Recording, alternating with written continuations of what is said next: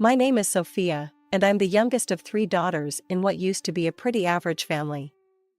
Growing up, our lives seemed normal enough. Dad worked all day while Mom stayed home, taking care of us and the house.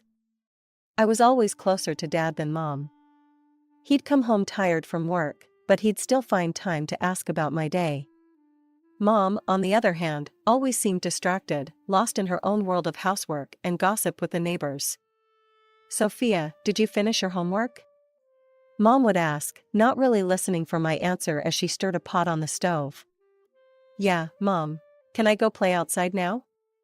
She'd wave me off, already turning back to whatever she was cooking. My sisters, Anna and Maria, were allowed more freedom. Being older had its perks, I guess. Everything changed when I turned 10. It started with a fever and a pain in my knee. I remember sitting at the kitchen table, my leg throbbing, while Mom bustled around making dinner.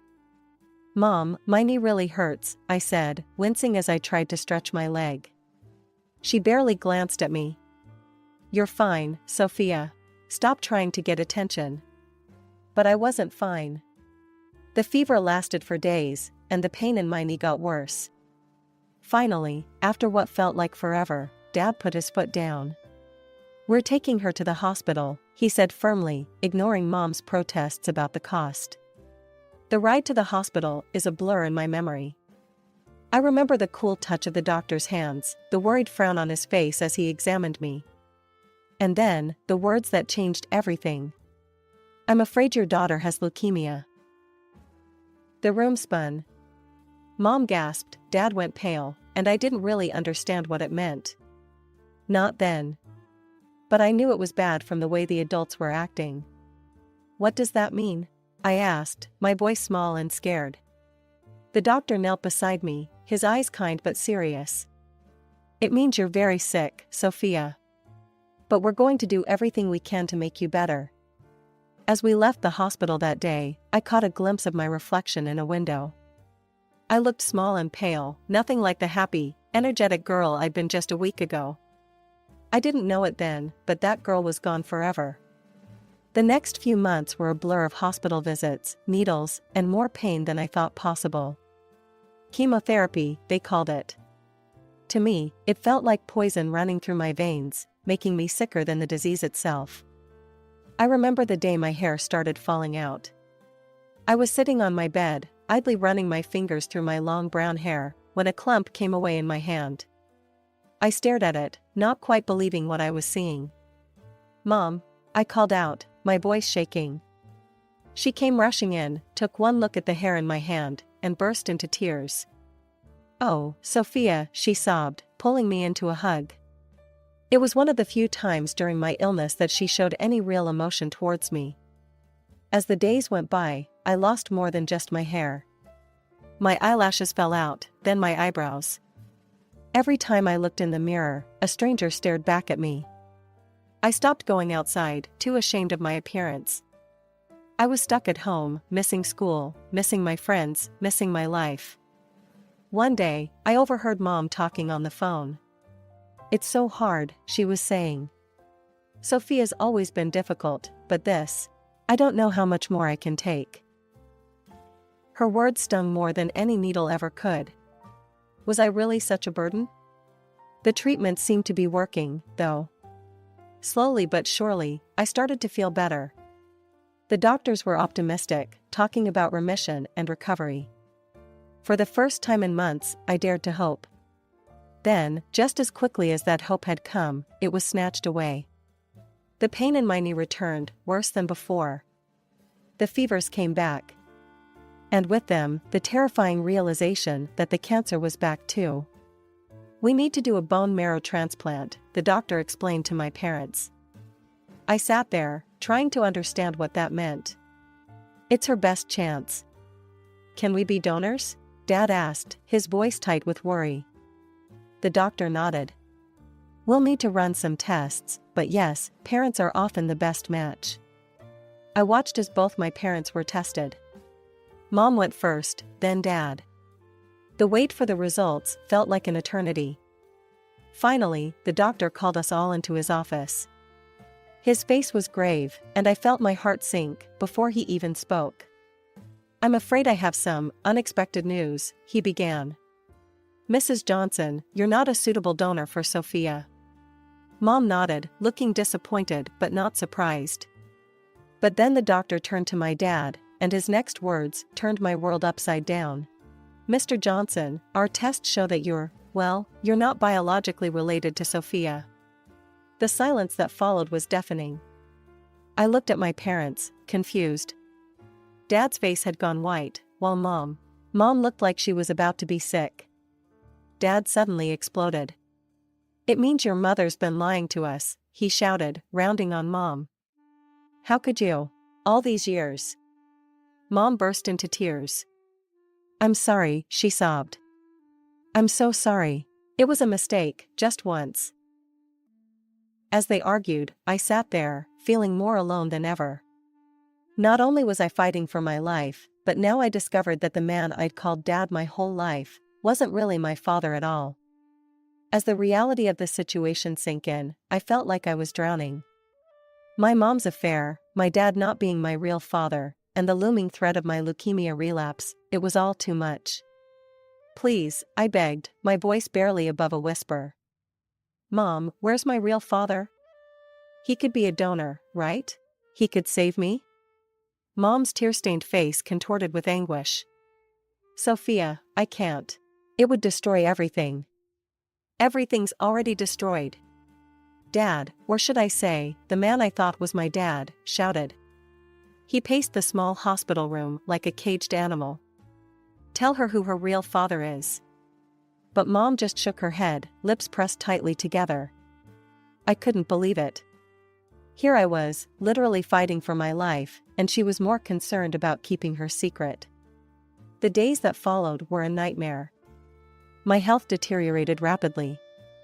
I could feel myself getting weaker, could see the worry in the doctor's eyes as they checked my vitals. And still, Mom refused to budge. It was Grandma who finally broke through to Mom. She came to visit me in the hospital, took one look at my gaunt face, and marched straight to where Mom was sitting. "Maria," she said, her voice steely. "Enough is enough. That man you had an affair with, he's Sofia's only chance now. You need to contact him." Mom burst into fresh tears. But what about our family? What about family?" Grandma cut her off. "Look at your daughter, Maria. Really look at her. She is your family, and she's dying. Nothing else matters now." I held my breath, watching Mom's face. For a long moment, she was silent. Then, finally, she nodded. "Okay," she whispered. "Okay, I'll do it." The next few hours were a blur. Mom made a phone call, speaking in hushed tones that I couldn't quite make out. Then we waited. The tension in the room was palpable. Dad, or rather, the man I'd always thought was my dad, sat in the corner, his face a mask of anger and hurt. And then, suddenly, he was there. My biological father. He burst into the room, out of breath like he'd been running. The doctors wasted no time. They whisked him away for tests, leaving me alone with my thoughts and the fractured remains of what I'd thought was my family. Hours later, the doctor returned, a smile on his face for the first time in days. "Good news," he said. "He's a perfect match. We can proceed with the transplant immediately." Relief washed over me, so strong I felt dizzy with it. I was going to live. I had a chance. The bone marrow transplant was a success. My body accepted the new cells, and I started recovering faster than anyone expected. It felt like a miracle, like I was being given a second chance at life. But I soon learned that sometimes, miracles come with a price. The day I was discharged from the hospital, my biological father came to see me. We sat in the hospital garden, away from the prying eyes of my mother and the man I'd always thought was my dad. "Sofia," he said, his voice gentle. "There's something you need to know. I've always wanted to be part of your life." I stared at him, confused. "What do you mean?" He sighed, running a hand through his hair. "I've been sending money to your mother for years, trying to support you. But she always told me you didn't want to see me. The revelation hit me like a ton of bricks. All these years, I'd had a father who wanted me, and I never knew. But I didn't have time to process this information. As soon as I got home, everything fell apart. John, the man I'd called Dad my whole life, was waiting with packed bags.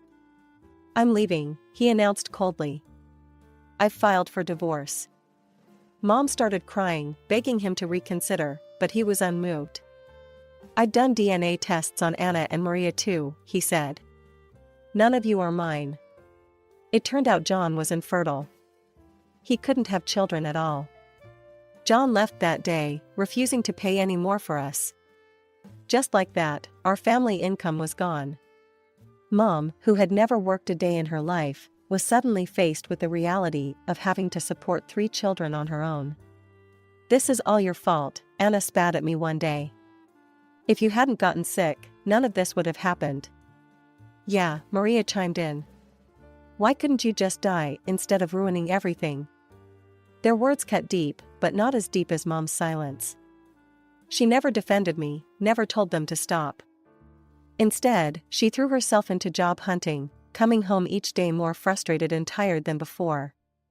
When she finally found a job, things only got worse. She was exhausted all the time and used to the demands of working. And somehow, I became the target of all her frustrations. "Sofia," she'd say as soon as she walked in the door. "Why isn't dinner ready? Why isn't the house clean? Don't you know how hard I'm working to keep a roof over your head?" Suddenly, I found myself playing the role of housekeeper. I'd rush home from school to cook and clean, trying desperately to please Mom and my sisters. But nothing was ever good enough. Every day, Mom reminded me that it was my fault everything was revealed. "You need to atone for your guilt," she'd say. "If it wasn't for your illness, we'd still be a happy family." The weight of their accusations was crushing. I'd survived cancer, but for what? To live in this hell? My sisters hated me. My mother resented me. The house that was once my home had become a prison. As I scrubbed floors and cooked meals that would never be appreciated, I dreamed of the day I could graduate and leave this all behind. "You can forget about college," Mom told me one day. "We can't afford it, and it's not like you deserve it anyway." Her words were like a slap in the face. I'd always dreamed of going to college, of building a life for myself.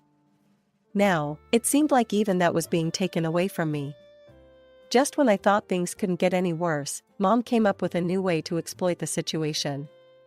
One day, she cornered me in the kitchen, her eyes gleaming with a look I'd come to dread.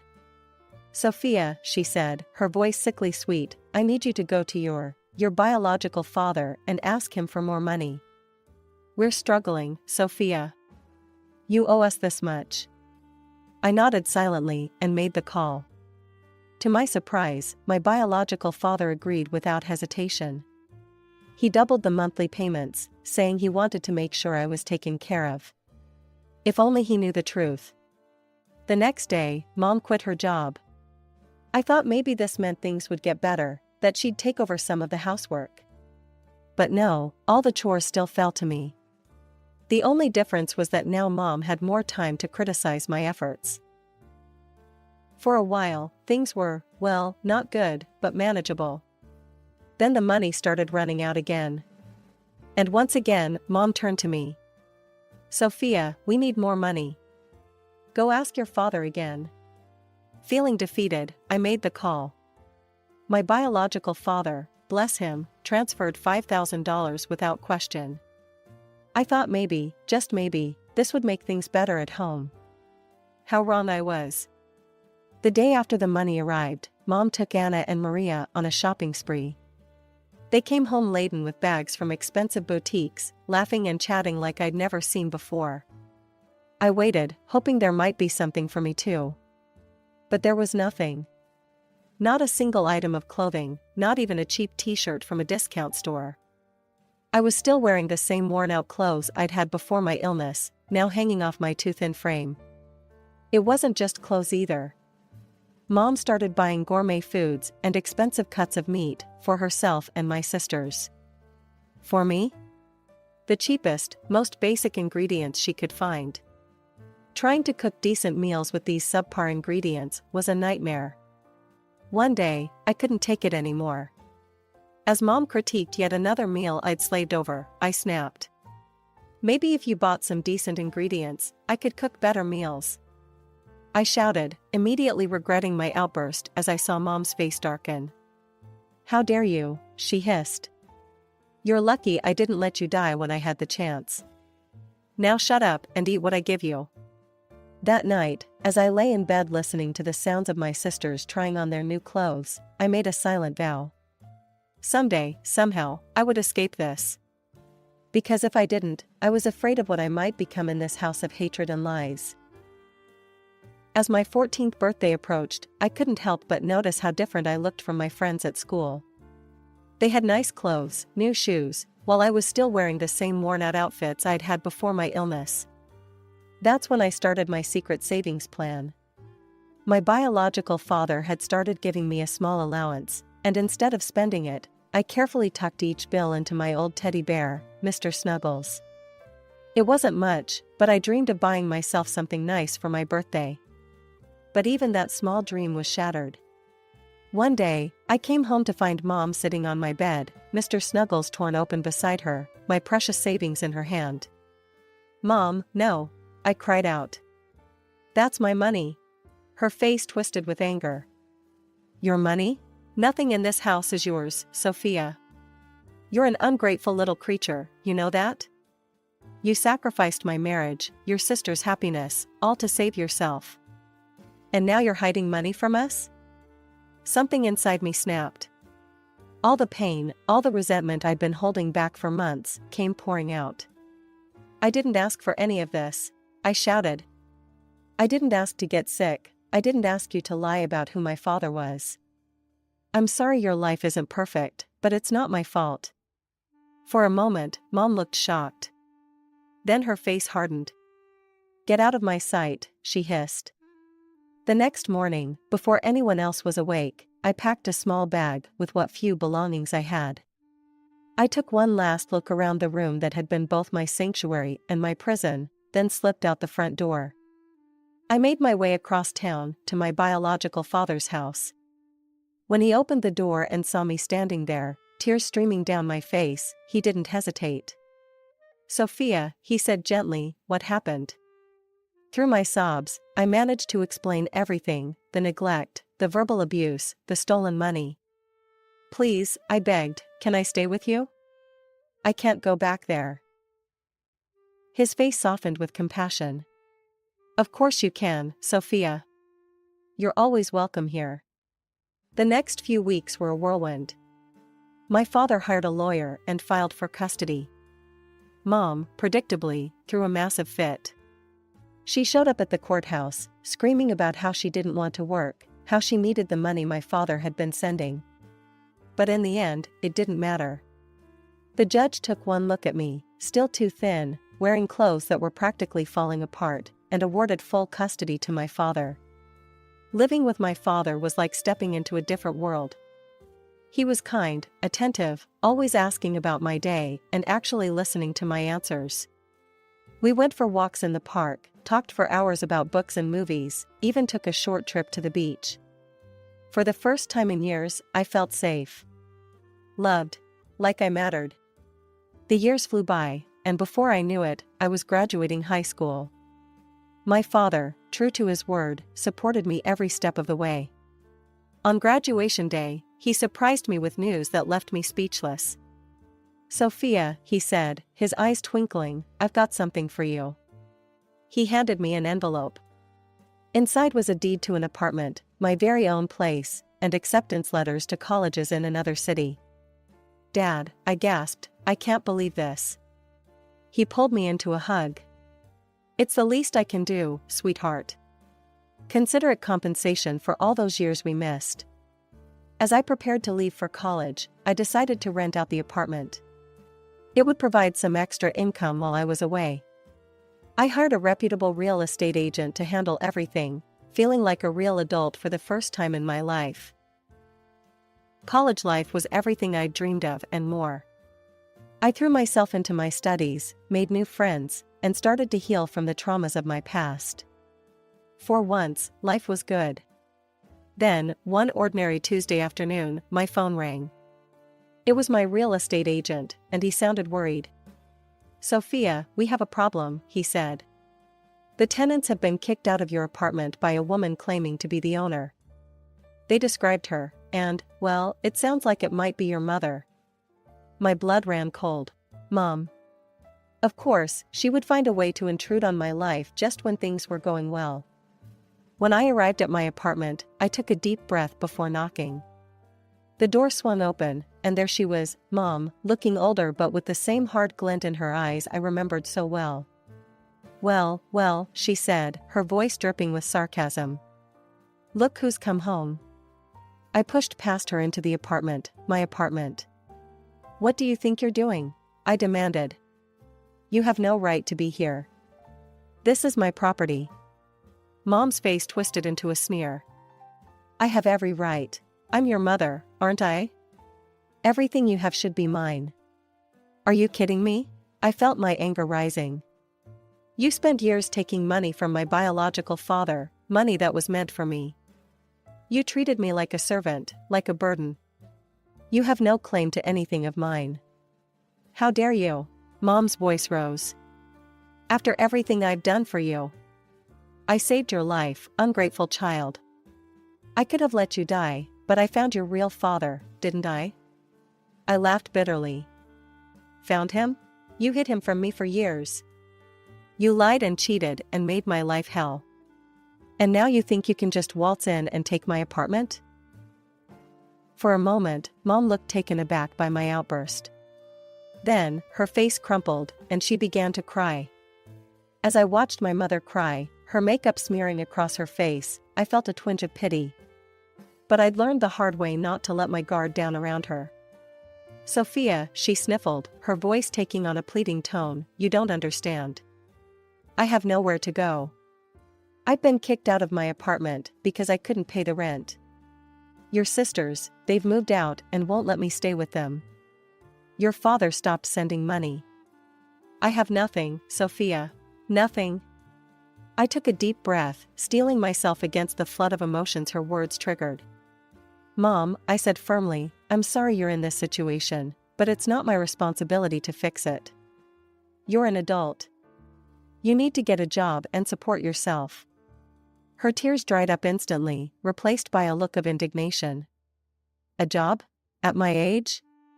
After everything I've been through? No, Sofia, I'm not leaving. This is my apartment now, and you can't make me go." I felt a surge of anger at her entitlement. Without hesitation, I pulled out my phone and dialed 911. "We'll see about that," I said. When the police arrived, I explained the situation calmly, showing them the deed to the apartment. The officer listened patiently, then turned to my mother. "Ma'am," he said firmly, "you're trespassing. I'm going to have to ask you to leave the premises." Mom's face contorted with rage. "You can't do this to me. I'm her mother." But her protests fell on deaf ears. The officer escorted her out, giving her a stern warning about the consequences of returning without permission. I thought that would be the end of it, but I was wrong. As soon as the police left, Mom started screaming outside my window, hurling insults and accusations. "Look at her," she yelled to anyone who would listen. "My own daughter, throwing her mother out on the street. After everything I've done for her, she abandons me." I closed the curtains, trying to block out her voice, but I could still hear her tirade. To my relief, none of the neighbors seemed to be paying her any attention. Eventually, realizing she wasn't getting the reaction she wanted, she left. Later that evening, my phone rang. It was Dad. "Sofia," he said, his voice tinged with concern, "are you okay?" "Your mother, she came to see me." I felt my stomach drop. What did she want? Dad sighed. "She tried to reconcile, if you can believe it. Said we should get back together, be a family again." I told her no, of course. "I just wanted to make sure you were all right." I felt a wave of gratitude wash over me. I'm fine, Dad. Thank you for everything. The next day, I returned to college, throwing myself back into my studies with renewed determination.